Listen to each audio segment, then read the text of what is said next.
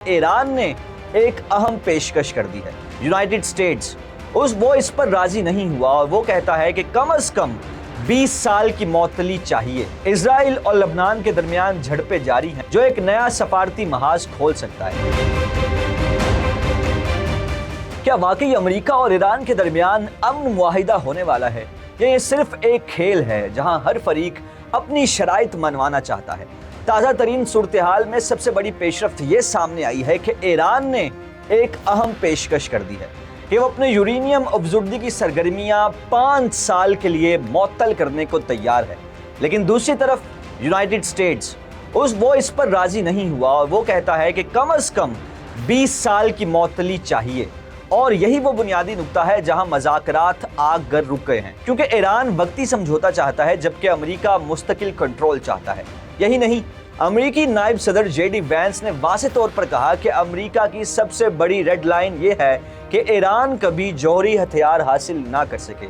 और सिर्फ वादा काफ़ी नहीं, बल्कि अमेरिका एक ऐसा निज़ाम चाहता है जिसके ज़रिए बर वक्त निगरानी की जा सके। और दूसरा बड़ा मुतालबा यह है कि ईरान के पास मौजूदा अफजुर्दा यूरेनियम मुकम्मल तौर पर अमेरिका के हवाले कर दिया जाए। यानी सिर्फ प्रोग्राम रोकना ही नहीं बल्कि उसकी बुनियाद ही ख़त्म कर दी जाए।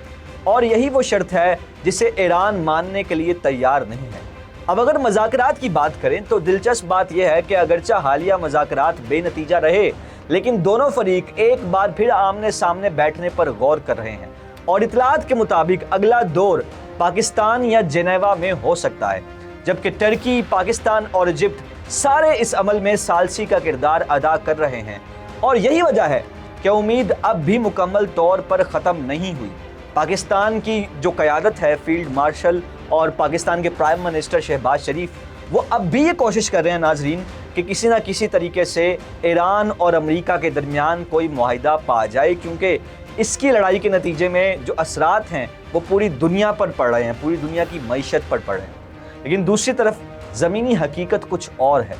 इजराइल और लबनान के दरमियान झड़पें जारी हैं, जहां इजरायली फ़ौज ने अपने एक अहलकार की हलाकत की तस्दीक की है, जो इस बात का वाज़ेह इशारा है कि जंग अभी मुकम्मल तौर पर ख़त्म नहीं हुई बल्कि मुख्तलिफ महाजों पर जारी है। अब अगर इस तनाज़े के माशी असरात की बात करें तो वो इंतहाई ख़तरनाक हो जाते हैं। ईरान का दावा है कि इस जंग में तकरीबन 270 बिलियन डॉलर का नुकसान हुआ है और इसीलिए उसने ना सिर्फ अमेरिका बल्कि Saudi Arab, Qatar, United Arab Emirates, Bahrain और कुवैत से भी ज़्यादा हर्जाना तलब कर लिया है। और इसीलिए ना सिर्फ अमेरिका बल्कि Saudi Arab, Qatar, UAE, Bahrain और कुवैत से भी हर्जाना तलब कर लिया है, जो एक नया सफारती महाज खोल सकता है। दूसरी तरफ यूनाइटेड नेशंस में ईरान ने अमरीकी नाकाबंदी को अपनी खुदमुख्तारी की संगीन खिलाफ वर्जी करार दिया है, जबकि अमेरिका ने ईरानी बंदरगाहों की नाकाबंदी करके दबाव मजीद बढ़ा दिया है। और यही वो कदम है जिसे चाइना ने खतरनाक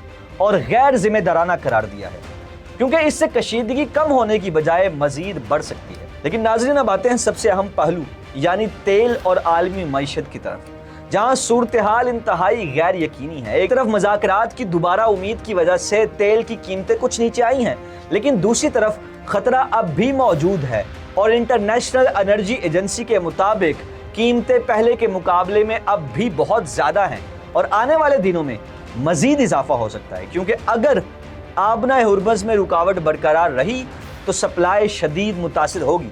लेकिन दिलचस्प बात यह है कि अमरीकी नाकाबंदी के बावजूद कुछ ईरानी जहाज़ अब भी स्ट्रेट ऑफ हुर्मुज़ अबूर करने में कामयाब हो रहे हैं, जिससे यह जाहिर होता है कि मुकम्मल कंट्रोल अब भी मुमकिन नहीं हो सका।